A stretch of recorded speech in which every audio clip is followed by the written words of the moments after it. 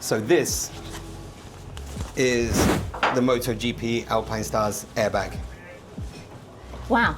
And that just goes in between the leather and that inner liner you're talking about. Yes, exactly. So here you can see what you're holding is the hip airbag. Up here is the back.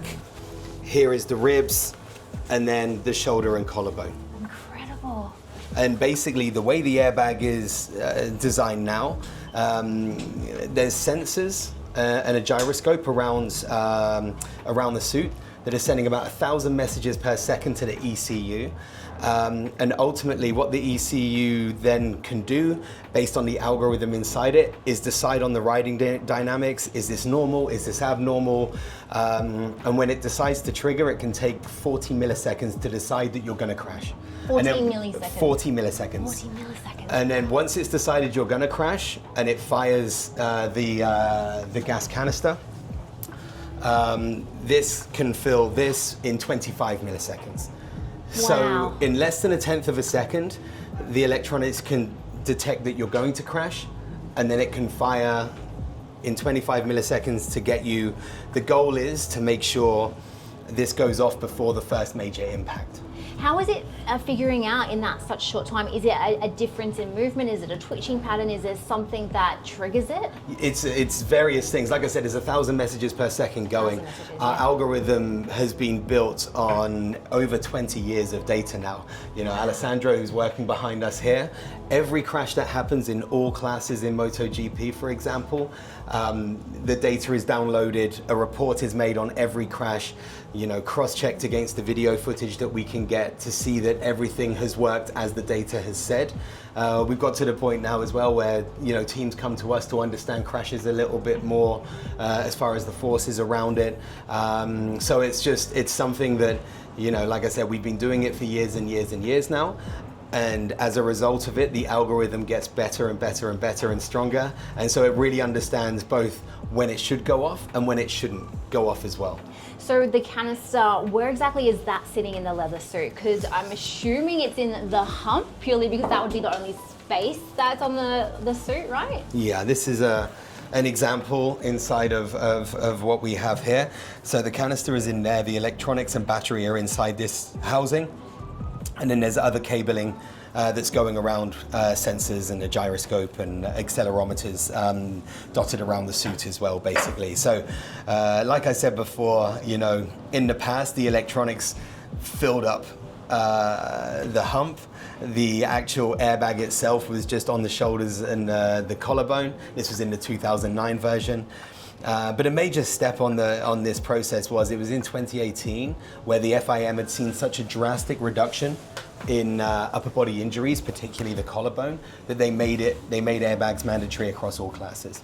Yeah. And you know, that was a major step because from there all the domestic series followed suit to where now it's just such a norm in motorcycle racing that you have an airbag inside your suit. And certainly our riders are the same from those years of early adoption, and some riders wanting it, some riders not wanting to carry the additional weight, to now, let's say 90% of our riders, or you know, probably all of them, don't feel like they're properly protected if they don't get on track with a functioning airbag.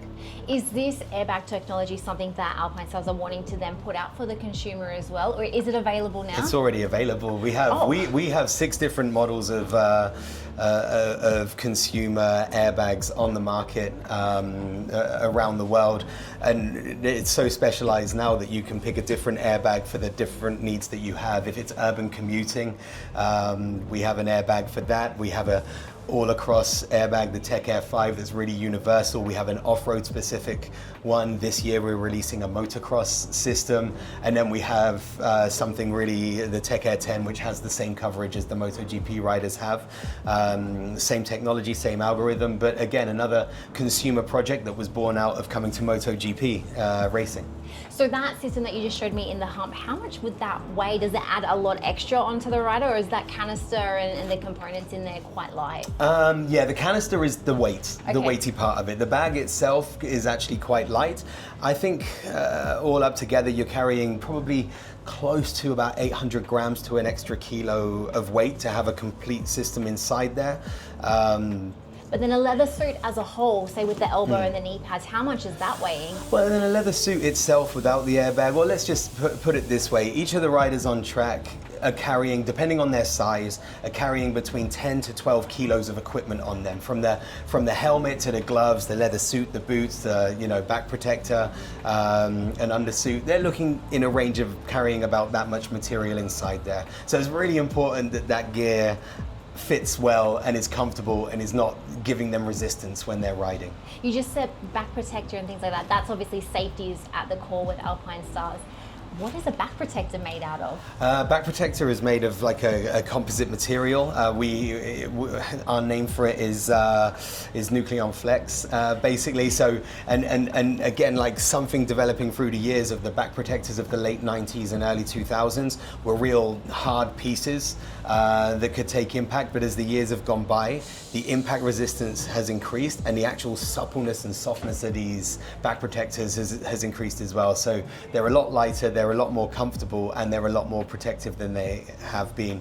But that's what comes from trackside research and development. Because I remember my brother's old leather suit and the back protectors all felt quite clunky. Yeah. You're thinking back, you're in the early 2000s, right? Yeah, and yeah, now yeah. everything looks so streamlined, which is at the core of what you're trying to do. Yeah, exactly. And so it's just that continuous research. The ethos of Alpinestars since the company started in 1963 was to work with the best athletes, putting the products through the harshest conditions, getting the feedback from them on how the products performed and how they should perform. And yeah, the ethos is still the same to this day, from Roger DeCosta in the 60s, Kenny Roberts Sr. in the 70s, Mick Doohan in the 90s, to then Casey Stoner in the early to mid 2000s, and then let's say Marc Marquez has been with us throughout his whole career, and he's been known to be pushing boundaries out there and levels, and so yeah, that's the ethos of it. So we've always seen the suits, we've always seen the gloves and the boots, but helmets are something that's fairly new to MotoGP for you guys. And our Aussie Jack Miller, he's representing the Alpinestars helmet. Can we have a little look at that? Is that something that we could possibly see Jack's helmet as well? Absolutely, I think it's being worked on right now in our lab here, so follow through. Amazing. Alrighty. Oh, look at this, guys. Jack Miller's actual on-track helmet, bugs and everything on there. Can you talk to us about the helmet? What is it made out of? What's the shell? Well, the helmet itself is like a 4-layer carbon composite, four different layers, from fiberglass to carbon shell and everything there. Very much in tune with the high-level helmets on the market. But then some points of difference with these helmets is ventilation's really key. The field of vision, like 58 degrees of vertical and 220 degrees of lateral vision. These guys get themselves into some strange angles on the bike. So for us, it was really important to make sure they have a good field of vision. Outside of that as well, we're so new to making helmets, and we got on track with a helmet in MotoGP in 2023 was the first year racing, and 2024 we hit the market. So without any legacy or history in making helmets, we made a helmet specifically for racing MotoGP in this era. So when you see the aggressive aerodynamics on this, it's purely born out of benefiting from a lot of wind tunnel testing with when Jack was at KTM and when Jorge Martin at Ducati, and they were the first riders to ever race in our SR10 helmet, and I think it's a real badge of honor for us to have riders of that caliber that trusted the project so much to actually race with it before anybody else had at that level. But these winglets on the side that you see, they were added actually at the Mugello MotoGP in 2023 in the first year, because we had to go through the FIM homologation process, and it was the perfect race as it turned out, because they're hitting about 360 kilometers an hour on the straight, and then having to sort of step out from behind the screen into braking. And what these winglets actually do is stabilize the head, and the riders felt an immediate benefit from having them them on there where their head didn't shake so much. And so, yeah, it's something that's on the helmet and stays there. And again, it's on the consumer helmet, so everybody can benefit from that.